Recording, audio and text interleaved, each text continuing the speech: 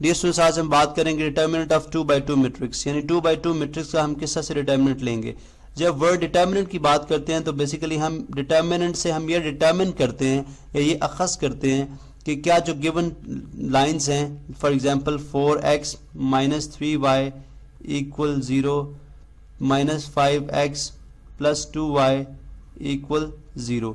अब जैसे ये टू गिवन लाइंस हैं, क्या ये लाइंस पैरेलल हैं आपस में, यानी किसी एक पॉइंट पे भी जाके इंटरसेक्ट नहीं करती, ये लाइन इंटरसेक्टिंग है कि किसी एक पॉइंट पे, या ओवरलैपिंग है कि एक दूसरे पे ओवरलैप करती हैं। ठीक है, तो डिटर्मिनेंट से हम डिटरमिन करते हैं। ठीक है, अब आप देखें कि किस तरह से अगर हम इसको मैट्रिक्स फॉर्म के अंदर लिखते हैं। ठीक है, इसी चीज को इन मैट्रिक्स फॉर्म। ठीक है, मैट्रिक्स फॉर्म, चूंकि मैट्रिक्स फॉर्म इक्वेशंस को जब हम सब्स्टिट्यूशन मेथड से या किसी मेथड से भी सॉल्व करते हैं तो हम बेसिकली उनके कोफिशिएंट के साथ डील करते हैं। तो मैट्रिक्स फॉर्म के अंदर भी ये बेसिकली कोफिशिएंट ही बन जाते हैं। अगर आप देखें 2x2 के अंदर 2 लाइंस होंगी तो 4 माइनस 3 और माइनस 5 और 2। हम सिर्फ जो x और y के साथ कोफिशिएंट उनके साथ डील करते हैं। तो आप यहाँ से देखें तो जब आपके पास 2 लाइंस होंगी, 2 साइमल्टेनियस 2 वेरिएबल्स के साथ, इन 2 वेरिएबल्स, ठीक है, लीनियर इक्वेशंस होंगी, तो आपके पास उस केस के अंदर सिर्फ जो हमेशा स्क्वायर मैट्रिक्स ही बनेगा। ठीक है, हमेशा आपके पास स्क्वायर मैट्रिक्स बनेगा, इसलिए हम बोलते हैं 2x2 मैट्रिक्स का,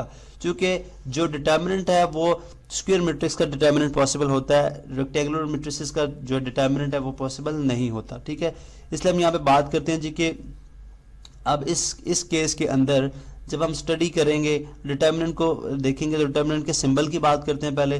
लेट से हमारे पास ये मैट्रिक्स है, इसको मैं एक नेम भी दे दूं अगर, तो लेट से ये नेम है जी, इसको दे देता हूँ जी ए एक मैट्रिक्स है। अब इसका डिटर्मिनेंट लिखा जाएगा। डिटर्मिनेंट के लिए हम जो है जो सिंबल यूज करते हैं स्ट्रेट लाइन यूज करते हैं। इसी तरह से जो आपकी ब्रैकेट्स है, ठीक है, वो रिप्लेस हो जाती हैं लाइन्स के साथ, ठीक है, स्ट्रेट लाइन के साथ। तो ये जो सिंबल है ये किसका है जी, डिटर्मिनेंट का। बिल्कुल उसी तरह जैसे अगर आप एब्सोल्यूट वैल्यू का देखें तो वो भी स्ट्रेट लाइंस है, लेकिन यहाँ पे ये जो पर्पस सर्व कर रहा है ये किसका है जी, डिटर्मिनेंट का। ठीक है, इसको जाहिर करने का तरीका ये भी है कि आप DET डिटर्मिनेंट ए लिख देते हैं, इसी तरह डिटर्मिनेंट के साथ ये लिख के आप उसी तरह मैट्रिक्स, लेकिन इस केस के अंदर आप ब्रैकेट्स को है जो है वो ओमिट नहीं, ब्रैकेट्स को स्ट्रेट लाइन के साथ चेंज नहीं करेंगे। ठीक है, 4 माइनस 3 माइनस 5 और 2 ये एज इट इज आ जाएगा। ठीक है, तो आप इस तरह से भी जाहिर कर सकते हैं, लेकिन यहाँ पे जो आम तौर पर या अमूमन जो तरीका इस्तेमाल किया जाता है वो स्ट्रेट लाइन्स यूज की जाती हैं।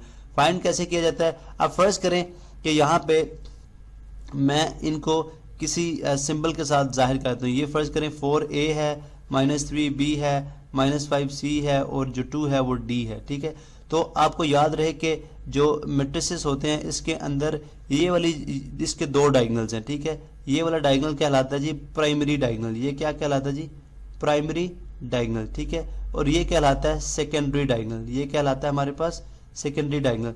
हम क्या करते हैं जी, product of primary diagonal entries, यानी प्राइमरी डायगोनल एंट्रीज का प्रोडक्ट जो कि 4 into 2 कितना बनता है 8। ठीक है, माइनस सेकेंडरी डायगोनल एंट्रीज का प्रोडक्ट जो कि -5 into -3 प्लस 15, तो यहाँ पे क्या हो जाएगा -15। ठीक है, तो 8 माइनस 15 क्या हो जाएगा -7, तो -7 हमारे पास डिटर्मिनेंट आ गया।